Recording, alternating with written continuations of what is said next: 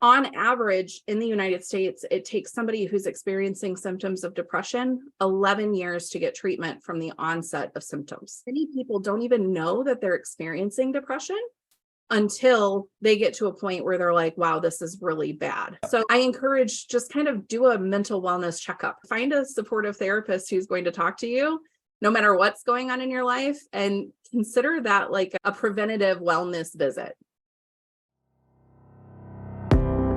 Are you looking to improve your sales skills without compromising your values? Welcome to Sales Made Easy, a podcast for business and personal growth. Join Harry Spaight, author of Selling with Dignity, your formula for life-changing sales results, as he hosts sales experts and business owners who share their journeys of personal growth and business success without resorting to pushy sales tactics.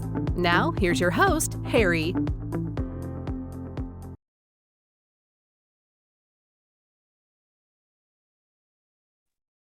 We are recording, and with me today, we have the world-renowned Stephanie Kunkel.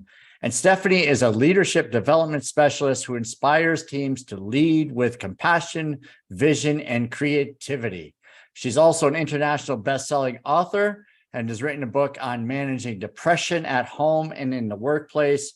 She has over 11 years of experience in coaching and training. She has a master's degree in leadership and management. And she's had 19 years of experience in sales. So we are up for a great conversation. We're going to cover a few different topics today.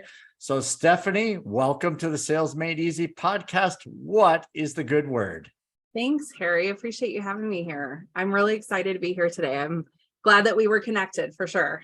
Yeah. So Stephanie and I connected through Motivation Champs, Dominic Damaski. We're both authors, and we both worked with Dominic, who's been great in bringing about a community of authors. So Stephanie, first, let's tackle that. What's been a big surprise for you about becoming an author? Anything can come to mind? Yeah, so I really thought that it was just about the writing piece, and then that would be it. I said all I need is just a team of people to handle the rest. And Dominic has a great team of people, but there was a lot more involved than I thought. I think the biggest surprise for me was how often I would have to reread my own work over and over and over again. And even after it's been published, having to kind of refresh myself on what my own book says is quite a lot, honestly. Yeah, it's funny because I've had the same experience where people will say something they've read about in the book, and I'm like, yeah. And I'm like, did I write that? I don't remember writing that. Yeah. Yeah, it's funny. So the book topic that you wrote about is mental health. So why don't you share a little bit about the seriousness of mental health and how it impacts people today, and whatever else your thoughts are on that, because I think it's definitely makes it, it's a huge percentage of the population. Yeah. And we're here to serve. So serving people that are struggling with mental health, that's all part of what we do. So Take it away.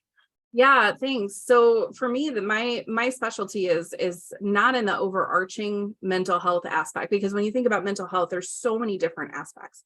There's anxiety, and there is bipolar disorder, and there is ADHD, and there's just a lot of different aspects, and people are very unique as it is. So we all think differently. We all feel differently.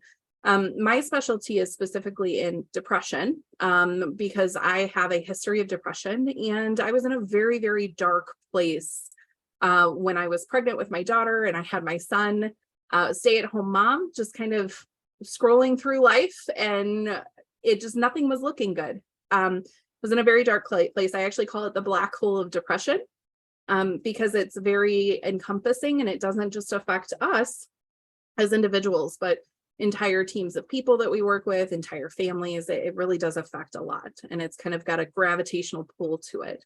We tend to get comfortable.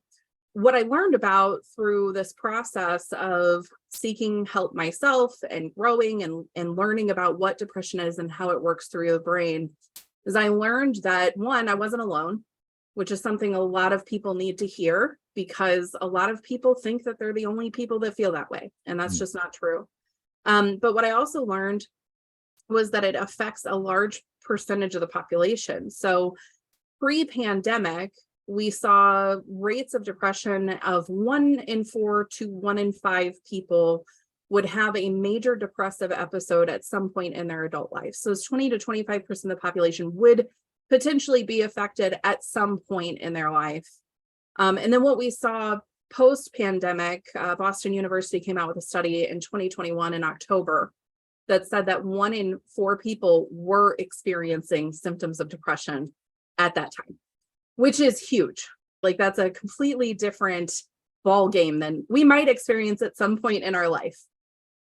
And what I learned through my expertise and my experience from work and stepping into leadership is that not only are we kind of lacking in the leadership development department, but we're also lacking in the idea that leaders, where the majority of the American population spend 34 hours a week at work, are struggling to be able to connect with people who are in that 25%. So the book was written from the perspective of me as a person, just telling my story. As Dominic says, we need to just tell our stories. But it was also written from the idea of saying, now that I have healed, I also see these behaviors in other people and how it impacts and how to deal with it. As a leader who has a sales team who needs to hit quotas, how do we deal with a sales team where 25% of them are experiencing this black hole of depression? And so that's that's what I do. It's what I write about. It's a subject that's super passionate and close to my heart. Yeah, it's really great. I mean, I'm just thinking through what you've been saying here. So, I mean, those numbers, 1 in 5, basically pre-pandemic. So people it's a very common experience, but Yeah. When I think about depression, I don't think I've ever dealt with anything really severe personally, not that I recall anyway. What are some of the symptoms so that people can maybe think about, hey, yeah, I've done that, or I felt that way. Maybe I need to look into that further, or what's your thought? Yeah, so depression is going to be different for a lot of different people. We all have different emotional barriers and experiences. What I found is the majority of people that I personally talk to, it might start out with a sadness. So say you have a big life change, like a grief, someone dies in your family and you have a big grief load to deal with and you're just not dealing with that properly. Or maybe you've made a big mistake and you're grieving the person that you thought you were versus the person that you actually are. And what we see is, one, big life changes tend to affect people who have depression on a much bigger scale. What I have found is that there is a very common misconception that that's what depression is a grief or sadness. And while we may have a bout of depression when we're dealing with grief or with overcoming sadness, what I have actually found is that depression as a mental health challenge is typically more along the lines of a numbness. So I liken it to the black hole because that feeling of happiness and joy is absent, as well as sadness. You don't really get a strong emotional reaction to a lot of different things.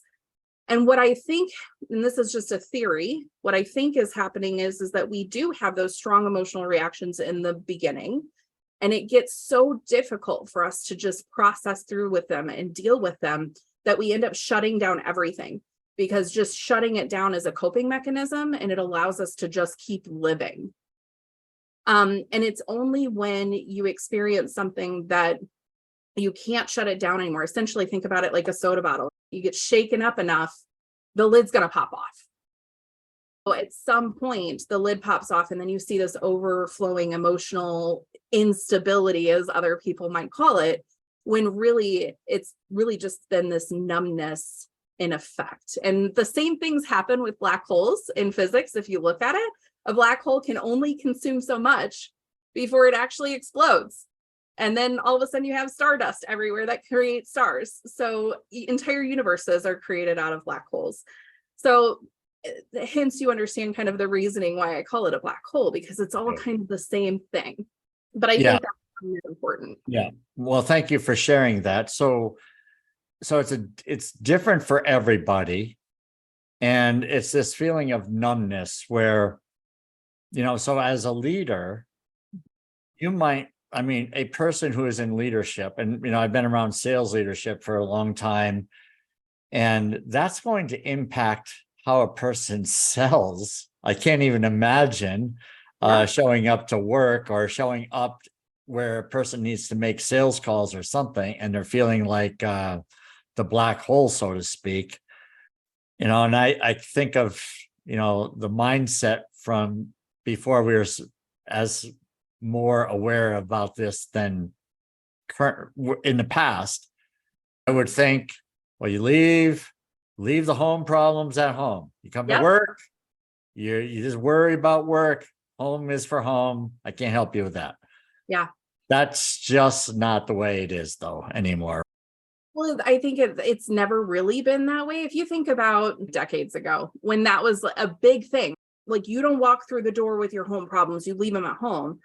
Our brains don't work like that. And we have this system in our brain called the reticular activating system that focuses on things that affirm our own beliefs.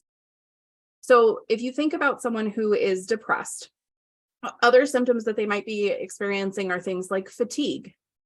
So they might come in and they might be like, oh man, I'm so tired today. And so then what they're going to see is an email box full of emails, a calendar full of sales appointments, 15 people who've called and they've missed their call and now they have to return their call. And they're thinking to themselves, I'm so tired. This is why I'm so tired. See, I'm too tired to do this work, but I'll power through it and I'll push through it. And so that's also another misconception is you think about people who have depression, like me, who has been somewhat successful, and you think, well, why can't everybody do that? Mm-hmm. And I think the challenge is we have this pull yourself up by the bootstraps mentality. All we got to do is change our mindset and shift our mindset. But there's a real science behind what happens in the brain with depression, and it's not just a mindset aspect. And cognitive behavioral therapy helped me all day long. It took me 7 years to really start seeing huge life changes from that. I saw changes in my life initially, but it took me a really long time to start really getting that mindset shift. And that was partially probably because I wasn't on any medication. And there is a real chemical imbalance that happens in the brain.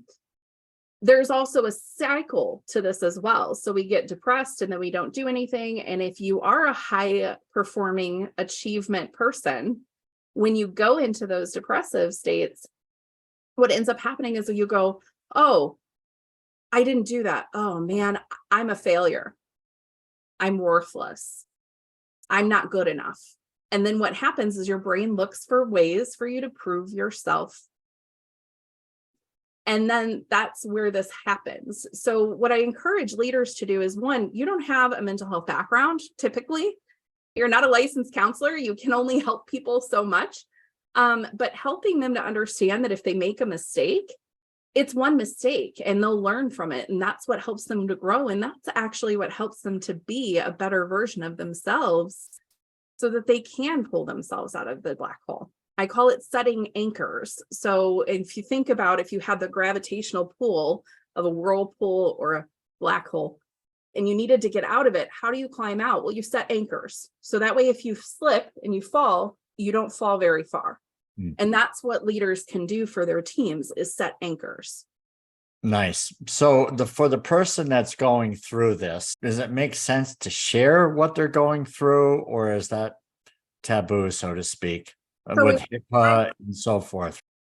Well, I always err on the side of just sharing it. And I say that as the person, I don't encourage leaders to say, are you depressed? Will you share with me why you're depressed?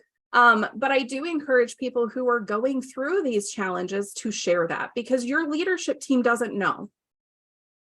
So if you think about missing your sales quota for a month and going, man, I haven't shared that I have depression, and so they're not going to understand. And maybe they've never had it, so they're not going to understand. That's fair, but they can't even take steps towards understanding unless they understand. Yeah. And I also am challenged. A lot of people challenge me on that when I talk with them, when I'm counseling, well, not counseling, but coaching them. And they'll say things like, well, but what if they fire me because they think I'm mentally unstable? And there's some HIPAA issues with that.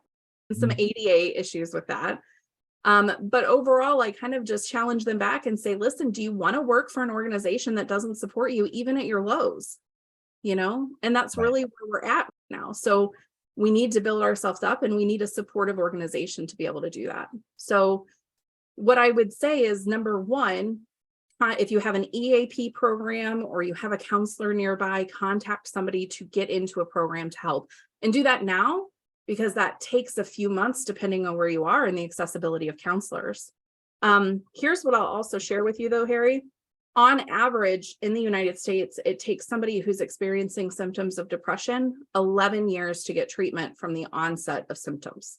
Wow. Many people don't even know that they're experiencing depression until they get to a point where they're like, wow, this is really bad. So I encourage, just kind of do a mental wellness checkup. Find a supportive therapist who's going to talk to you no matter what's going on in your life, and consider that like a preventative wellness visit. Yeah, that's really great advice. I had a conversation with someone a few months ago on the podcast, and people in my generation, I'm older than you, and we used to look at, well, we were told that, therapists had, it was not a good idea to go see therapists. They were referred to in a negative light. And I remember saying some negative things about it, shockingly. But I now have a whole different perspective, and having conversations with people like you. And now it's like, if you think about it, is that these therapists, and I would want to vet any therapist to make sure that their thinking is aligned with what my thinking and goals are in life and so forth. So I'm going to put that out there. Yep. The thought is that these people are dealing with problems all the time and different perspectives of it, and different people, different personalities, and we're just dealing it from behind our eyeballs. Well, Right. So we just don't have a good viewpoint of it. So talk to me on that. you think about a car. If your car is having problems and you don't know anything about cars, what are you going to do? You're going to take it to a mechanic, because heaven forbid you snip a line and it's not the line you're supposed to snip, or you change and put a liquid into a spot that it's not supposed to be in. And you can see how much I know about cars. And so when you think about that aspect, we take our mechanics to someone who's an expert in that. Why? Because they've worked in cars their entire lives, and they know how they work, and they know what you need to do to tweak things. They know if that knocking sound is normal or not normal. And it's the same thing with mental health professionals. When you look at it from that perspective, they've been working in people's brains for a very long time. They have to have many, many, many hours of working with people's brains, thoughts, emotions before they can even become certified. And I completely agree with you. Align yourself with your therapist. Understand who you're talking to and what those values align with. And it's always okay to go into a therapy session, have a few sessions with that therapist and go, I don't know if this is a good fit. What you were saying around that negative perception of therapy, it wasn't that long ago where people would go to a therapist and then get institutionalized for things like depression. So it's understandable that we have that negative thought process around those things as a society, but that's not really how it works anymore. And when you reach out to a therapist for help, their number one goal is to, one, assess, and then two, listen, which is part of that assessment process. And then three, gently guide, which I think is a very big difference than people are expecting. They're expecting, sometimes they go to therapy and they expect that first session, a therapist will go, yes, let's fix it. Like, I've got all the solutions for you. Here's all of the information you need. And they're like, yes, I'm better. It's not like going to the doctor or seeing a surgeon. It doesn't work like that. So I always tell people, give whatever therapist you're working with, give them 6 sessions, because after those 6 sessions, you'll know, yes, it's the right therapist, or definitely it's not the right therapist. Yeah. Well, I can speak from my own experience where we went because we were questioning, my wife and I, our ability to raise children. I think that's fairly normal, but go ahead. I'm cracking up at it now. And the therapist said, I remember him saying something along the lines like, you don't need to be worrying about how you're raising your children. It's the people who don't come here Yes. that are the ones that are having the real issues. The ones who are always trying and feeling guilty about it because they're not perfect parents. It's like, oh my goodness, it made such perfect sense. Yeah. And like the therapist gave us tools when we were dealing with one of our maniac children at the time, their teen years. It gave us tools to work with. Try this. And so we eventually had a strategy, is whereas, before it would be like, maybe if I yell even louder, it will start to sink in, but clearly that wasn't working. So No, yes, there is value in it, folks, is what I'm saying. yeah, and I love that so much. I actually tell a story in my book about how you're already the perfect person, because that's the same advice that my now boyfriend gave me several years ago, because I felt like such a bad parent. And he's like, that's a good thing. And I'm like, what do you mean that's a good thing? And he's like, if you feel like that, you're on the right track, because it's the people that don't feel like they're a bad parent, like they've got everything under control or just don't care enough to think that way, Right. that are not the great parents. So I respect that so much. And I think that those are that's what I tried to pull out of my sessions, is those nuggets, those little pieces of gold of saying, we're not supposed to be perfect. Like, humans aren't perfect. If we were all perfect, we'd be robots. And it's our compassion and understanding, but also our desire to be better that leads us to that place, to basically say, you know what, you are perfect, because you want to be better. I tell the story in my book too about my experiences in the therapist office, and specifically kind of to circle back a little bit around my experience going the first time. And the first time I went, where I said, I'm really hesitant to be here because I don't want you to take my kids away. And that was a very, when you think about postpartum and prenatal depression, that is always a challenge to get women in the door, because they're afraid of being perceived as having psychosis, which is very different than depression. And they're afraid that their children will get taken away from them, or, they'll be labeled in a certain light. And what I found is that it's so common, but not enough people get help. And if you don't get help for depression early enough, sometimes it can turn into psychosis. And I think that that's an element of just kind of respecting the process and just reaching out for help. And I would encourage people, if you don't want to reach out to a therapist, reach out to someone that maybe has a background, has an understanding, has been through it before, and can provide you with some tools and some understanding. Yeah, I would think that might be you. Right? They might want to reach out to you because you seem to be fairly understanding and compassionate. Yeah, well, and the reason I call the book Perspectives Through Broken Glass is because we all come from different perspectives.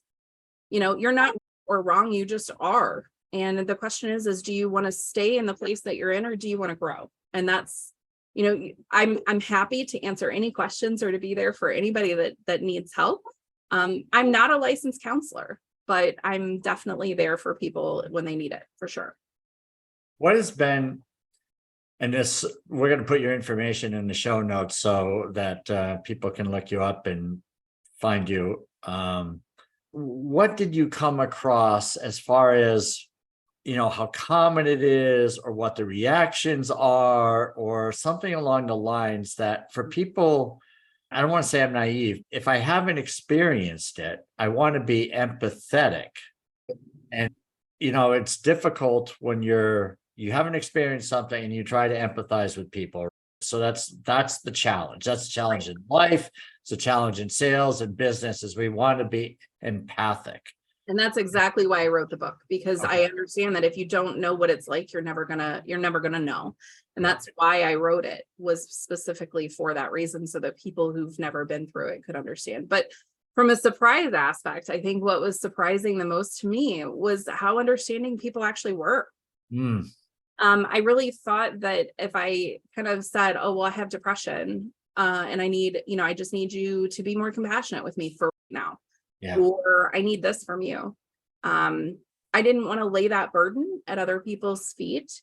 And I also didn't want to admit my perceived weaknesses.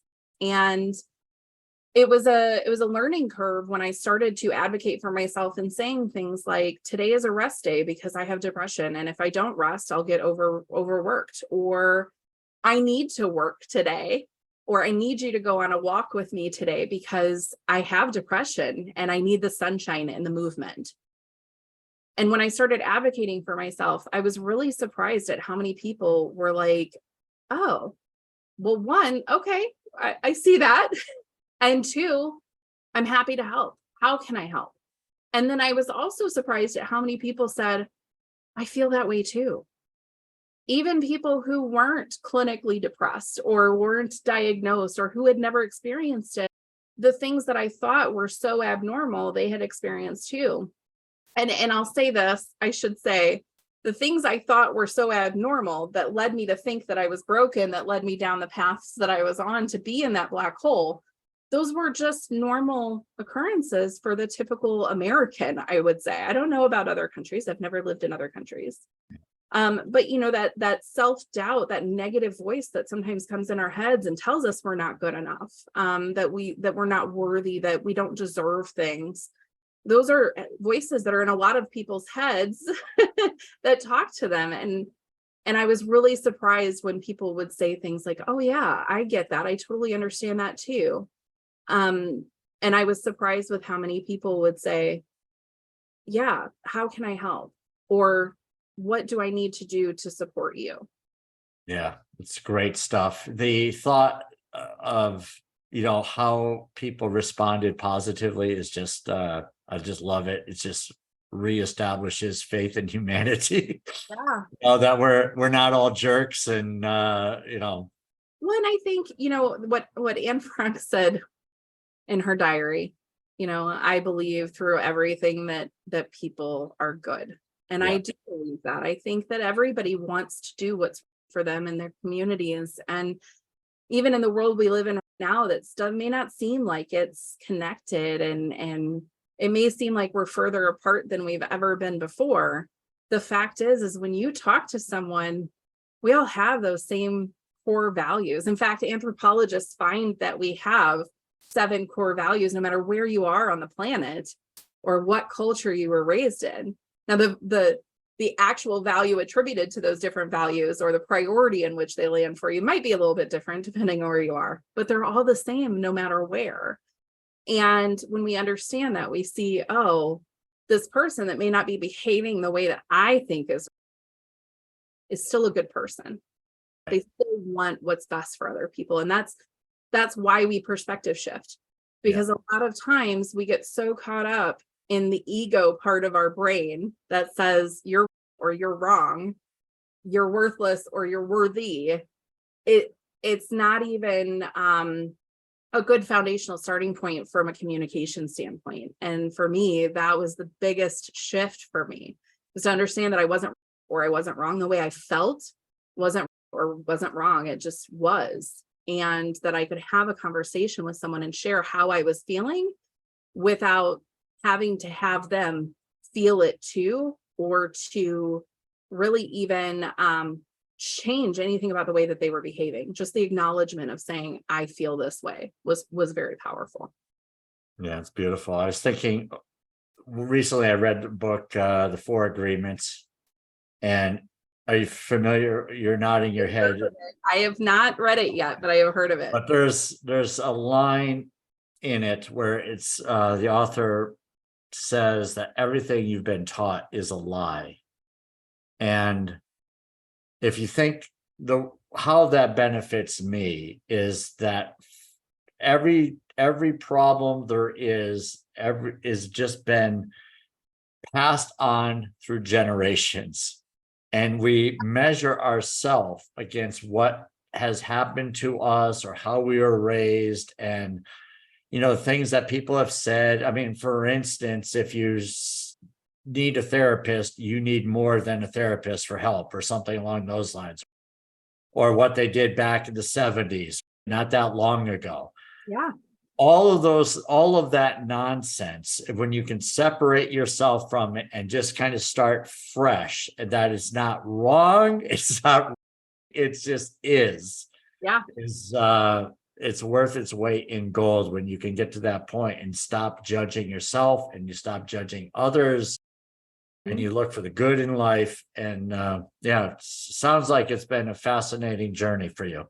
It has. It's completely changed my life, and it's something that I'm still working through even today. I'm, as you said, you can stop judging other people. I don't judge other people as often as I judge myself when I come to the table. 73 unread emails in my inbox now. And I still question sometimes, like, am I cut out for this? Am I doing the right thing? And it's really, like you said, it's about sitting back and going, you know what, you are, where you need to be. And it's okay. And when you seek out happiness, when I mentioned the reticular activating system, again, that affirms our own beliefs. So if you think that the world is miserable, you're going to find everything to figure out if the world is miserable. When I work with leaders, I talk to them about the scenario of when you get out of bed in the morning and you're like, okay, I'm going to work today, or I've got an appointment today. And you get out of work, or you get out of bed and you stub your toe, right? And you're like, oh, that's not a good sign. And then you put your shirt on and you go and you get your coffee and you spill your coffee and you're like, uh-oh, that's really not a good sign. And then you get in your car and halfway there, you get a flat tire. So now you're running late and you're questioning now, should I go back to bed? Because this is not a good sign. And then you hit every red light on the way to where you're going and you get there and you're apologizing profusely, which, by the way, this is a situation that actually happened to me. And I talk about this in the book. And we have this perspective at that point of, oh man, this is not going to go well. And I should have just went back to bed. And then we're looking at every negative thing that had happened throughout that meeting, throughout that conversation, throughout the rest of the day. And then you feel at the end of the day that, man, I should have just went back to bed today. But I started deploying a tactic with my kids when, they were younger, and it was get your shoes on. And a couple of minutes later, it was get your shoes on. And a couple of minutes later, it was get your shoes on. We'd get in the car and everyone would be crying because I yelled at my kids and they got yelled at and they're in trouble. And we'd start our drive and I'd have to say, listen, guys, we had a rough morning this morning. And they'd say, yes. And I'd say, but that doesn't make our day. It was just one moment of the day and the rest of the day is up to us. And they'd say yes. And then we'd have good days. And it's all about understanding that things are temporary.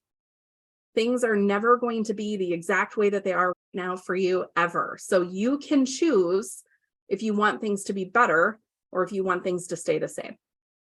Totally. It's beautiful. You think about every breath we take is a miracle. Yes.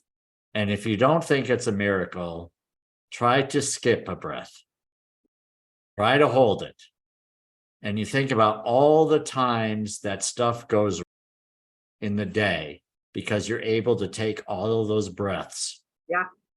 And then during one of those breaths, something happens. So, but if you do the numbers of the breaths and the incidents that happen in the day are seconds inside of all those breaths. Yeah. And you put it out on paper and you say, well, I don't know how many breaths we take in a day. But if you take that number versus the number of bad things happen, even if it's 10, it's nowhere near all the good that's happened. That's just breathing, let alone our eyesight, our touch, the hugs, the humor and all the stuff that goes around today. And that's what, as you get older or some point in life, you start reflecting on that. And you realize that the little things that happen during the day really aren't so bad. Yeah, I heard an analogy that kind of puts it into perspective too. And it was floating around somewhere trending. And it was another podcast or something along those lines. But somebody had asked, if I gave you $7 billion and you lost 10, would you sweat it? No. So why do you sweat 10 minutes out of the 7 billion minutes that you have in your lifetime? And I think that that's really powerful. I tell people, I say, from a perspective, why do we go to roller coasters? Why do we go to theme parks and ride roller coasters? We pay big ticket money to go and buy a ride on a roller coaster. And it's not because it goes high and it stays high.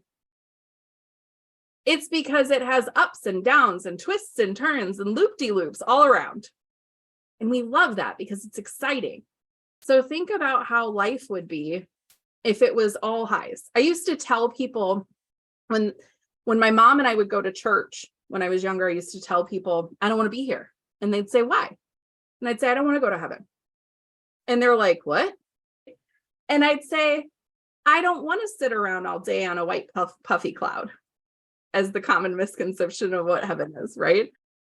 Because it's boring. And I want to have another exciting life. And I want to do something different. And I want every day to be different. I want to experience things. And it took a really long time for me to understand that that's really what I was looking for, was experiences. And I think that's what most humans are looking for. And I think when we can be in that space where we just understand that even the saddest moments of our life, it's just an experience. And that's what we are designed to do as humans, is to experience life, is to experience what it is to be a human. If we can sit and go, oh, that's what that feels like. Okay. And maybe it doesn't feel good in that moment because we have a conception. Think about when you were younger and they taught you what the emotions were. What happened when we were parents and our kids were crying? What did we want to do? Help them stop crying. Hold Because them. we Right. assumed that it didn't feel good for them. Yeah. We need you to stop crying because we don't want you to cry because it's a negative emotion. But crying is the most therapeutic thing you can do. It calms the heart rate, it releases endorphins, and it helps us to offset cortisol in our bodies, which is our stress hormones. So when we think about our negative thought processes around being sad or angry or frustrated as we were growing up, and how we would get in trouble for throwing our cup across the room, we realize that we've been kind of trained to behave a certain way, which is good for the betterment of society, right? But at the same time, it's led us to believe that certain feelings aren't acceptable, which I think is exactly where the problems with depression lie. When you're sad or grieving, or you're frustrated and angry, or you want the world to change, you aren't given a chance to fully experience that, low or that upside down moment. And because you can't experience it, you can't move through it. And then you get stuck there. Yeah. Well, this has been great, Stephanie. I really enjoyed listening to you, and, it's opened up my eyes, and definitely going to be on the lookout more for the way people are showing up to see if there's maybe a little extra attention, a little extra love or something. Yeah. And that, if you think about the numbers, 1 out of every 4 or 5 people are experiencing it at some time in their lives. These are people we're coming across regularly. And, instead of saying what's wrong with that person, or, did you get up on the wrong side of the bed? Maybe we show a little more empathy with people. And Yeah, because nothing is wrong with them. They're just in a spot in their life that they do need that little extra compassion and care for. And yeah, it really is up to us to change the world in that respect. So you're definitely doing that. It's great stuff. So, Stephanie, where can people find more of you, my dear? yeah, so I actually have 2 websites. One is for the online platform that I'm developing for coaching, which is at perspectiveshifters.com. So if you're interested in leading the charge and having more conversations like that, that's where I would encourage you to go. Otherwise, you can visit my personal website, which is stephaniekunkel.com, first and last name. And then you can see my book there. And, from a leadership development standpoint, talks, speaking engagements, coaching, you can find all of that there. Yeah, it's just such a great topic. It's probably rarely discussed in a corporate environment. So having that and helping people become more aware would be great. Yeah, we're getting more awareness, but it's definitely still not talked about widely enough. And leaders definitely aren't given the skill sets to be able to understand what's going on and how to deal with that. And I think that that is where we are imperatively missing the mark because of the time that we spend at work. So Yeah. Great. Well, we appreciate what you're doing. Keep inspiring, making the world a better place. Stephanie Kunkel, thanks for showing up today on the Sales Made Easy podcast. It's been a real pleasure. Thanks, Harry.